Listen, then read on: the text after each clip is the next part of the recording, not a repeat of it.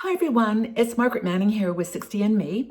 Thank you for being here today. Welcome you on this journey, journey of aging. Women in our community are all around the world over 60 and just really doing the best they can to live life to the fullest. And one thing that I think we're all often challenged by is this idea that we somehow have to be perfect, regardless of how old we are, regardless of our situation. We never are perfect enough. And one of our bloggers, Christine Field, wrote this article, which I absolutely loved because it pulled together two concepts. One is the concept of imperfection, which I think is a really good one to keep reminding ourselves about. And the other is Wabi Sabi, which is a Japanese, I think it's Japanese, strategy or way of life. It's a Zen Buddhist teaching that helps us to understand that things are broken, things are imperfect, have strength, they have character, they have something which is, beyond words, and a value that is precious. And I'm going to talk to you about Wabi Sabi in a minute because I think that it does all pull together here, but just chat for a second about, whether you feel imperfect. Do you feel imperfect? Flawed? Broken? Well, you're human. Congratulations. I mean, nobody's perfect. I mean, this is the whole thing about getting older. I think if anything we start to realize is that we are not perfect and never will be. Culture and society celebrates the perfect, the young, the youthful, the without, without any kind of imperfections. But, as we go through our lives, marriage, children, dealing with illness, dealing with changes in our bodies, we start to realize that, this is not a perfect world, and celebrate it. Sometimes we struggle with that, and that's what I'm going to talk about. One thing that Christine mentions, which I think is so true, is it's exhausting.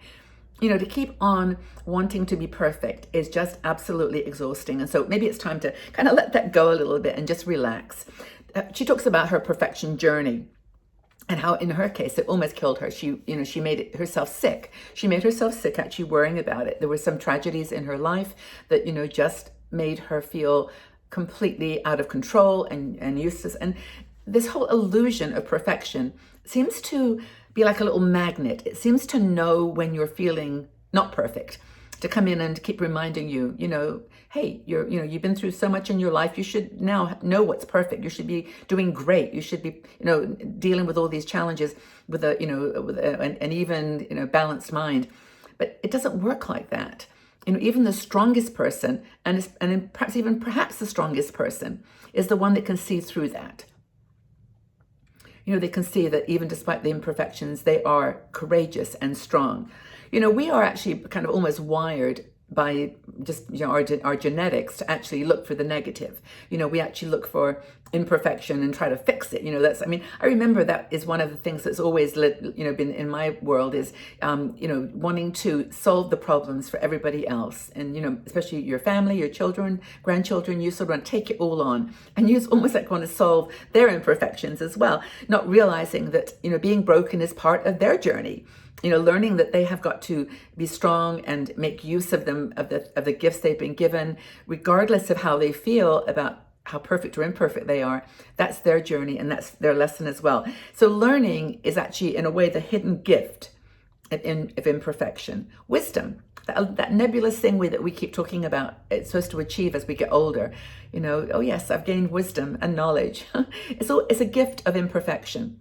It's knowing that we actually went through all these things, we dealt with the imperfect, and now we're stronger. So chasing perfection is a fool's errand, and it's part of our growth. And I think that's the thing that is in this article by Christine that I really love, is that all the learning, all the growth that we focus on as we get older, there's a purpose to that. We actually do start to celebrate. We've messed up. We've made mistakes. We've got regrets. I can think of 1,000 things, no, maybe 1,000, maybe 100 things, that I would have liked to have done a little bit differently. Words that I wouldn't have said, words that I meant to say, things that I meant to do.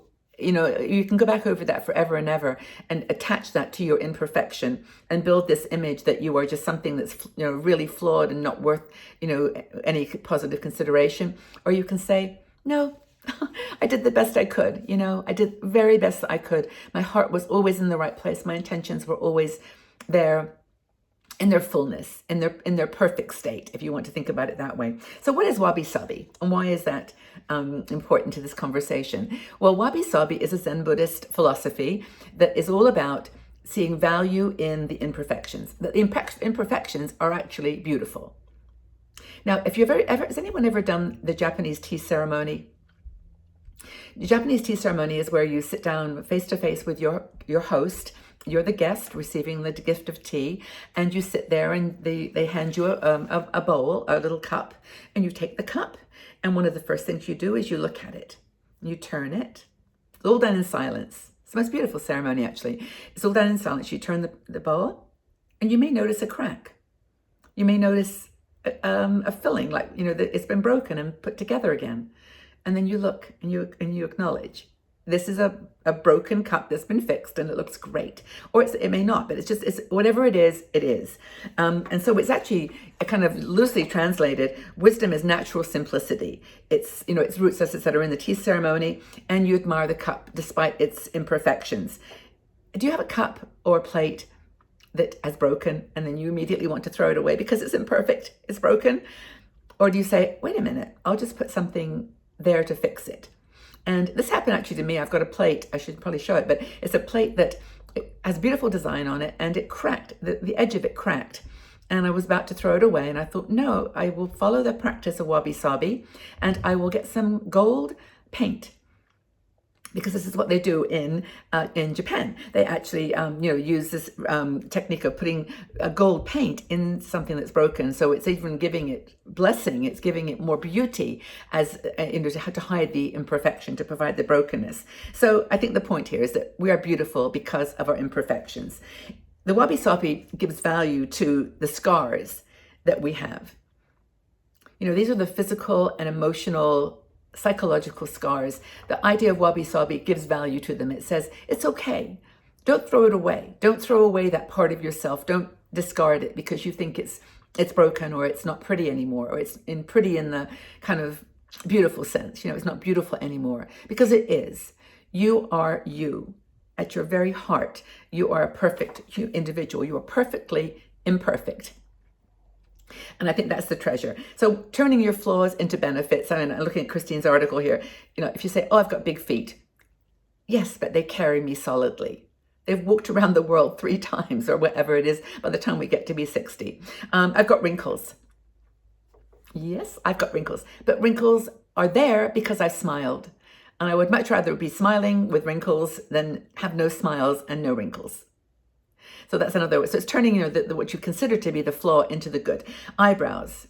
Yes, my eyebrows are not the same.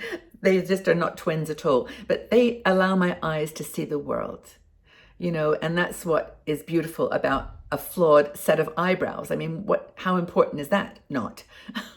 We're beautiful. We are beautiful just the way we are. And I think if we keep focusing on that Wabi Sabi concept that we are beautiful because of our imperfections. In fact, we're more beautiful because of our imperfections. We have something that we can build on. Are there imperfections in your life that you've stopped fighting about and you've embraced? I hope so. I hope that you're watching this and thinking, there's so many things in my life that are considered imperfect by a culture that values that kind of, youthful perfection. But I'm a beautiful person just because of those scars and those challenges and those things that I've gone through. I think it's wonderful. So I don't know if you've ever sat down and thought about where this whole perfection thing started, maybe in your childhood. Just go wind it back and go back and let it go. Hope this has been a good conversation. I always find this kind of topic very, very energizing and beautiful for giving constructive and positive steps forward. So I hope it does well for you too. Please take care of yourselves. Thank you again for being here, for giving us support. I will be with you always, and I really do value every single person in this community. And I want to thank you again for being you, the imperfect you that you are. Take good care, everybody. Bye-bye for now.